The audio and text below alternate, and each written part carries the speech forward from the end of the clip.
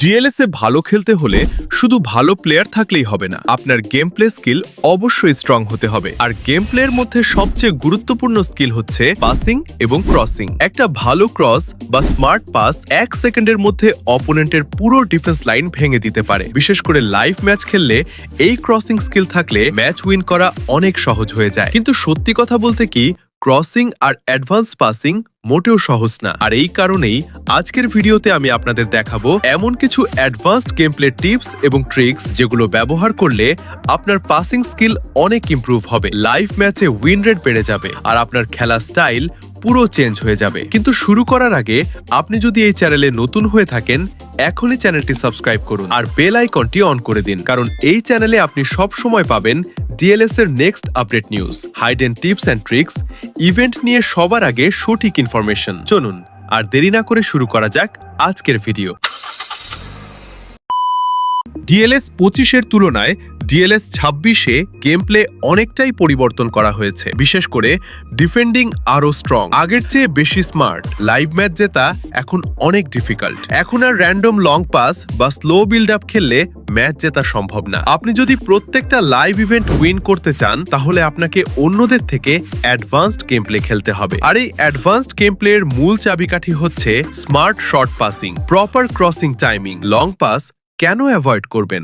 অনেক প্লেয়ার এখনো খুব বেশি লং পাস খেলে বা স্লো পাস করে বিল্ড আপ করে, কিন্তু ডিএলএস 26-এ এটা করলে সমস্যা কি? আপনার একটাও পাস যদি রং হয়, তাহলে অপোনেন্ট খুব সহজেই বল পেয়ে কাউন্টার অ্যাটাকে গোল দিয়ে দিবে। তাই চেষ্টা করবেন অপ্রয়োজনীয় লং পাস অ্যাভয়েড করতে, ফাস্ট এবং শর্ট পাস খেলতে। শর্ট পাসে বল কন্ট্রোল বেশি থাকে, পজিশন ধরে রাখা যায়, অপোনেন্টকে সহজেই কনফিউজ করা যায়। তবে শর্ট পাস খেলার জন্য ফরমেশন খুব গুরুত্বপূর্ণ একটি বিষয়, কারণ শর্ট পাস তখনই ইফেক্টিভ হবে যখন আপনার প্লেয়ার্স একে অপরের ক্লোজ পজিশনে থাকবে। এই জন্য আমি রেকমেন্ড করব বেস্ট ফরমেশন 3-4-3, 3-2-3-2 এবং 4-1-2-1-2। এই ফরমেশনগুলোতে মিডফিল্ড কম্প্যাক্ট থাকে, শর্ট পাস দেওয়া সহজ হয়, অ্যাটাক বিল্ড আপ ফাস্ট হয়। তবে সব সময় একটা ফরমেশন নিয়ে খেলবেন না, কমপক্ষে দুটো ফরমেশন প্র্যাকটিস করুন, তাহলে অপোনেন্টের প্লে স্টাইল দেখে ম্যাচের মাঝখানেই ফরমেশন চেঞ্জ করতে পারবেন। তবে আপনার পাসিং স্কিল বেটার করার জন্য অবশ্যই প্র্যাকটিস দরকার। প্র্যাকটিস ছাড়া অ্যাডভান্সড গেম প্লে সম্ভব না। প্র্যাকটিস করার বেস্ট ওয়ে হচ্ছে ট্রেনিং মোডে যান, কর্নার প্র্যাকটিস সিলেক্ট করুন, দূরের প্লেয়ারের কাছে বল দিন, সেখান থেকে শর্ট পাস প্লাস মুভমেন্ট দিয়ে গোল করা ট্রাই করুন।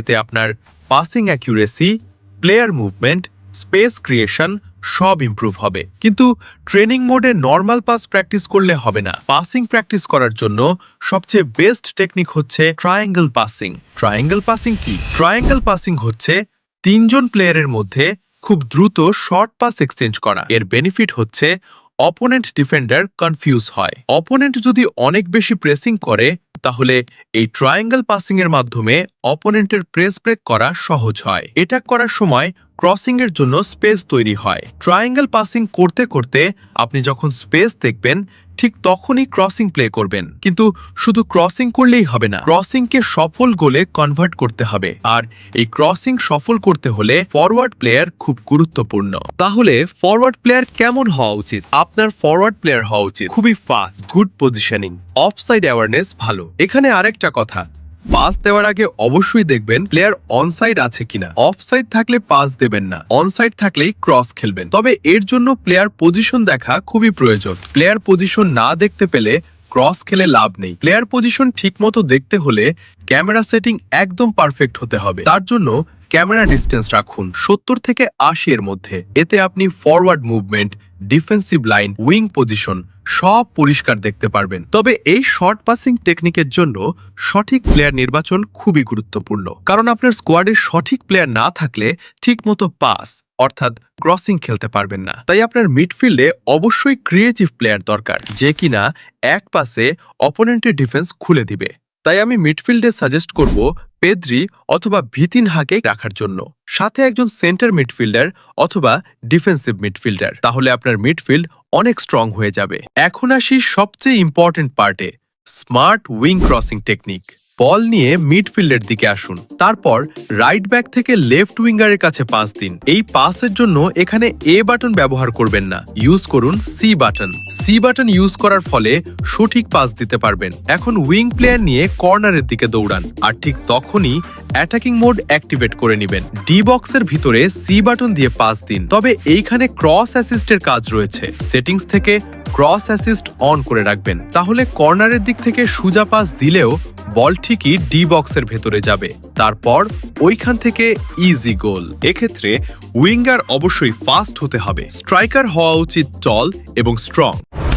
রেডার অর্থাৎ মিনি ম্যাপে সবসময় খেয়াল রাখবেন। এখানে এই মিনি ম্যাপ অনেক কার্যকরী। আপনার স্ক্রিনে রেডার না দেখতে পেলে ডিসপ্লে সেটিংস থেকে রেডার অন করে নেবেন। রেডার দেখলে বুঝতে পারবেন প্লেয়ার পজিশন এবং ডিফেন্ডার কোথায় আছে। যখন দেখবেন উইঙ্গার কমপ্লিটলি ফ্রি, ঠিক তখনই ক্রসিং ইউজ করবেন। ফুলব্যাকের পাসিং ভালো হতে হবে, এই জন্য আমি ট্রেন্ট আলেকজান্ডার আর্নল্ডকে বেশি রেকমেন্ড করি। এই একই টেকনিক লেফট ব্যাক থেকে রাইট উইং দিয়ে ব্যবহার করলেও কাজ করবে। তো বন্ধুরা, এই ছিল আজকের advanced game play tips and tricks for DLS. আজকের ভিডিওতে আমরা শিখলাম কিভাবে শর্ট পাসিং খেললে বল কন্ট্রোল বাড়ে, কোন ফরমেশনগুলো অ্যাডভান্সড গেম প্লের জন্য সবচেয়ে এফেক্টিভ, ট্রায়াঙ্গেল পাসিং দিয়ে অপোনেন্টকে কিভাবে কনফিউজ করতে হয়, ক্রসিং করার সঠিক টাইমিং এবং technique, forward positioning, offside awareness, camera setting এবং রেডার ব্যবহার করে স্মার্ট প্লে করার উপায়। এই টিপসগুলো একদিনে মাস্টার করা যাবে না, আপনাকে অবশ্যই ট্রেনিং মোডে প্র্যাকটিস করতে হবে। প্র্যাকটিস যত বেশি করবেন আপনার গেম প্লে তত স্মুথ হবে, আর লাইভ ম্যাচে উইন রেট নিজে থেকেই বেড়ে যাবে। মনে রাখবেন, ডিএলএস এ প্রো প্লেয়ার হওয়ার জন্য শুধু হাই রেটেড প্লেয়ার থাকলেই হবে না, গেম সেন্স এবং স্মার্ট ডিসিশন সবচেয়ে বেশি গুরুত্বপূর্ণ।